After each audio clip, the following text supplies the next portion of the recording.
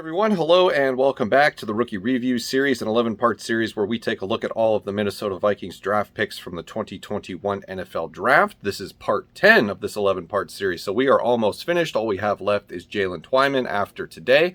But today's focus is going to be on Zach Davidson, the 5th-round selection, pick 168 overall out of Central Missouri, the tight end, punter, hybrid, which is the weirdest thing I think I have ever said when talking about sports. Maybe not the weirdest, but it's up there. I think Zach Davidson is probably the most unique and arguably the most interesting prospect that we have in the Minnesota Vikings 2021 draft class. Maybe even one of the most unique prospects that was selected this past draft back in April, because there's just so much, I think, hidden potential in a guy like Zach Davidson, given his measurements, given his athletic ability, given what he did in college. But there's also a lot of question marks because he comes from a Division II school. So let's get right into the profile. I'll keep this brief because I'm filming this right before the All-Star game, and I'm anxious to tune in to watch that because I want to see Ohtani pitch the first inning and then lead off DH for the American League. It's just a very exciting time to be a baseball fan. Anyway, I digress about that.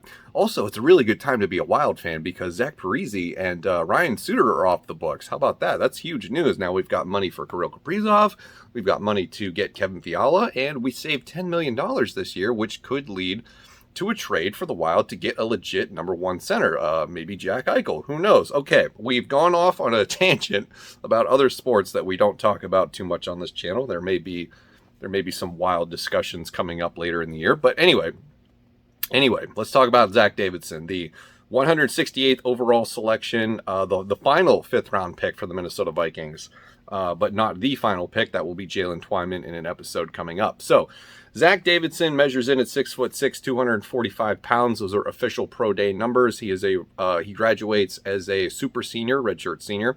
I just wanted to throw this out. I don't really go over pro day statistics too much, other than the height and weight. But I wanted to include his 40 time because he runs a 4.62 40. Let me repeat this: a 4.62 40 by a guy who is 6'6", 245 pounds, plays tight end, and is a punter. This dude is unique in every sense of the way. So in his early career in high school, he started out as a tight end punter hybrid early. This isn't something that developed later on. This is how it was from the beginning. He focused on punting only the last 2 years of high school. That got him a lot of attention for Division II schools and JUCO programs when it was time to move on to the next level. He was also a multi-sport athlete in high school, football and basketball. Did very well in basketball his senior year. That's something you really want to see out of, dynamic athletic players, is if they have that basketball background. It's almost like, and this is probably a trash comparison, but it makes me think of it like, you look at somebody who's really good at like playing guitar or playing, drums or something. It's always good to have like a piano background, if I could say it that way. I don't really know how many people out there would agree with that, but that's just a personal opinion, I guess.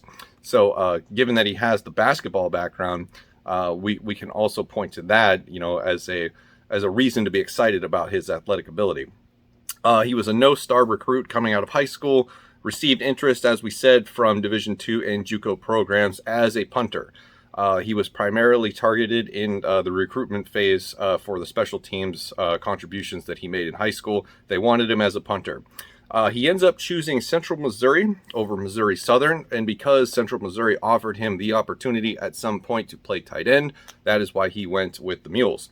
Let's recap his college career. 2016, he took a redshirt season. 2017, he appears in 12 games, but no games played as tight end. He was a punter only for the 2017 season, but he does receive third-team All-American honors and All-Conference honors as a punter. In 2018, he sees the field as a tight end, 11 receptions, 239 yards, 3 touchdowns, pretty respectable numbers. He gets an honorable mention All-Conference award as a punter.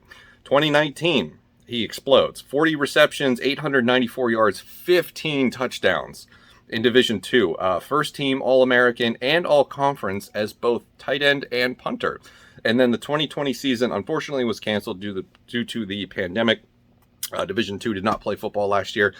Or at least I think most of it didn't. I'm not sure if there was, maybe a conference or two out there that decided to go through with it. I'm not too familiar with a lot of football beyond Mount Union outside of FCS, so somebody can correct me on that if I'm wrong, of course. But yeah, I think the statistic that I read was that every 2.5 catches for Zach Davidson were touchdowns during his college career. So the dude can burn opposing players at the Division II level. So what does all this mean? What are my thoughts on Zach Davidson as a prospect rookie this year for the Minnesota Vikings? Largely, I don't know where he fits. We have Britton Colquitt as the punter. I don't know if they're looking to move on from him soon. That's debatable. I don't really, pay too much attention to punter news. We're sort of hyper-focused on the kicking situation this year because that's the one that leads to points.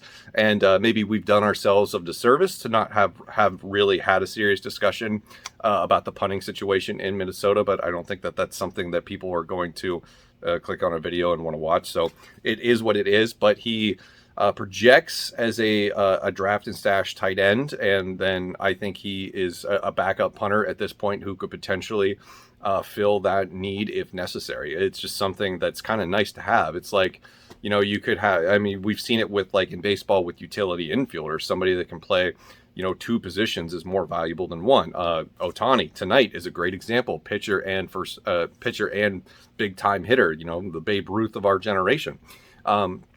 But anyway, as far as Zach Davidson goes, it's a huge development project. It's a huge, big-time developmental project. He was projected as a 7th-round selection, maybe, a priority free agent if he went undrafted.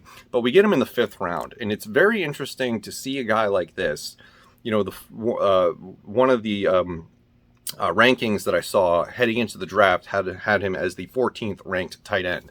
I don't know that 14 tight ends got drafted, in this previous class. I wouldn't think to draft a tight end that late unless he was, specifically a blocking tight end. I always make fun of Cincinnati for drafting Drew Sample in the 2nd round that one year because he was primarily a blocking tight end. And I think that is a position/role that's better reserved for 5th, 6th, 7th round guys.